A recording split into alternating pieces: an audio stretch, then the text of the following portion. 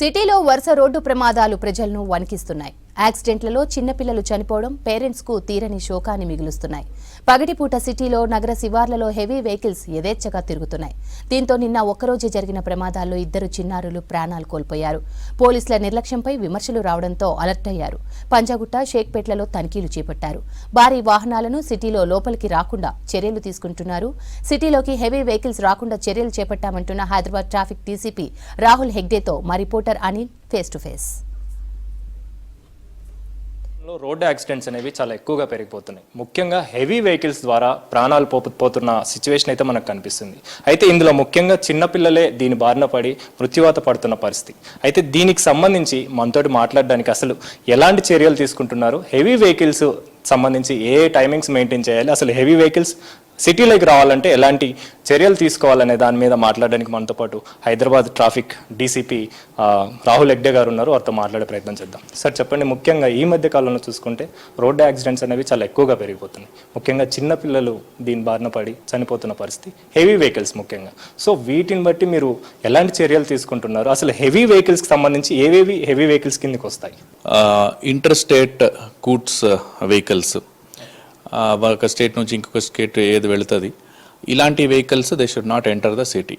వాళ్ళు city outskirts నుంచేనే pass చేయాలి. So 24 hours they are not allowed inside the city. ఇంకా మిగతా వెహికల్స్ కొన్ని lorries, trucks, trailers, RMC vehicles construction కోసం, అది సిటీ మిడిల్లో ఏదైనా పని ఉంటే దానికి మనం స్పెసిఫిక్ టైమింగ్స్ పెట్టాము. 7 AM ముందు, before 7 AM in the morning, night 11 o'clock తర్వాత వాళ్ళ డెస్టినేషన్కి వెళ్ళొచ్చు. అప్పుడు ఏం రిస్ట్రిక్షన్ ఉండదు, నైట్ 11 నుంచి మార్నింగ్ 7 వరకు. బట్ మార్నింగ్ 7 నుంచి నైట్ 11 వరకు వాళ్ళకి పర్మిషన్ ఉండదు. అట్లా ఏమైనా ఎమర్జెన్సీ ఉంది, ఆ పని అప్పుడు చేయాల్సింది ఉంది, ఎమర్జెన్సీ ఉంది అని సిచ్యుయేషన్ ఉంటే దానికి స్పెషల్ పర్మిషన్ తీసుకోవాలి.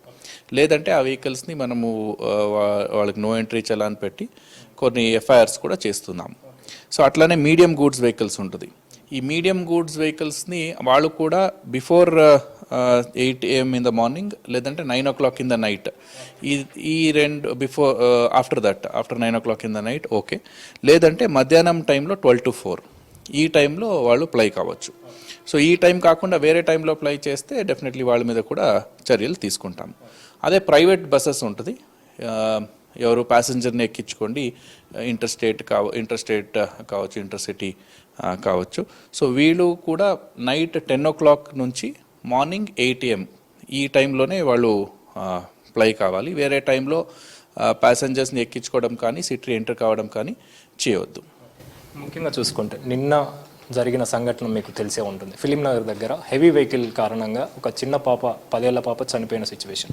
సో ఇది చూసుకుంటే మనం టైమింగ్ అనేది మనకు 8 తర్వాతనే కనిపిస్తుంది, అంటే 7 తర్వాత 8 తర్వాత మనకు ఆ ఇన్సిడెంట్ కనిపిస్తుంది.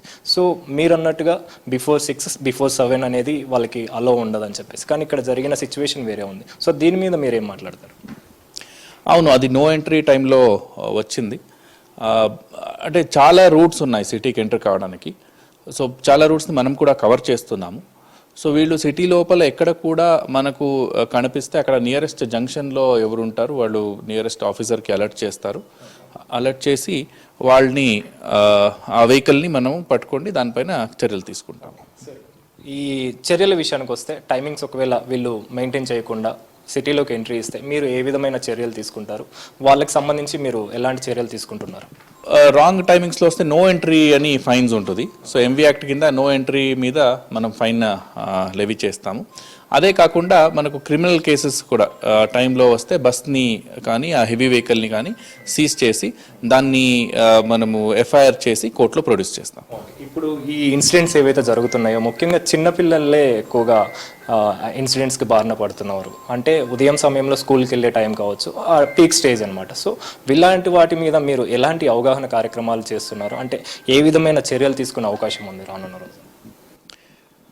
మనం అన్ని స్కూల్స్ని కూడా కవర్ చేస్తాం, వాళ్ళు కూడా ట్రాఫిక్ అవేర్నెస్ తీసుకొని వస్తున్నాం. స్కూల్ జోన్స్లో కూడా మార్నింగ్ అండ్ ఈవినింగ్ స్కూల్ టైమింగ్స్లో మన పోలీస్ పర్సనల్ కూడా ఉంటున్నారు. ట్రాఫిక్ తరఫు నుంచి అట్లీస్ట్ మినిమం ఒక పర్సన్ ఉంటారు. అది ఈ చిల్డ్రన్ని రోడ్ క్రాస్ చేయించడానికి, మళ్ళీ ఈ వెహికల్స్ పార్కింగ్ అయి ఇక్కడ ట్రాఫిక్ కంజెషన్ కాకుండా ఉండడానికి ఈ చర్యలు తీసుకుంటున్నాము. అట్లనే అన్ని స్కూల్స్కి కూడా మనము రిక్వెస్ట్ చేసాము, వాళ్ళు కూడా వాళ్ళ సెక్యూరిటీ గార్డ్స్, బయట ట్రాఫిక్ మేనేజ్మెంట్ దీనికి వాళ్ళు కూడా కొంతమంది స్టాఫ్ పెట్టాలని. చాలా స్కూల్స్లో కొంతమంది టీచర్స్ని రొటేషన్ పైన ఇట్లా వాళ్ళ సెక్యూరిటీ గార్డ్స్ని కూడా పెంచుకోవడము, ప్లస్ ఆ టైంలో క్రాసింగ్ చేయించడానికి స్టాఫ్ పెట్టడం, ఇవన్నీ కూడా చేశారు.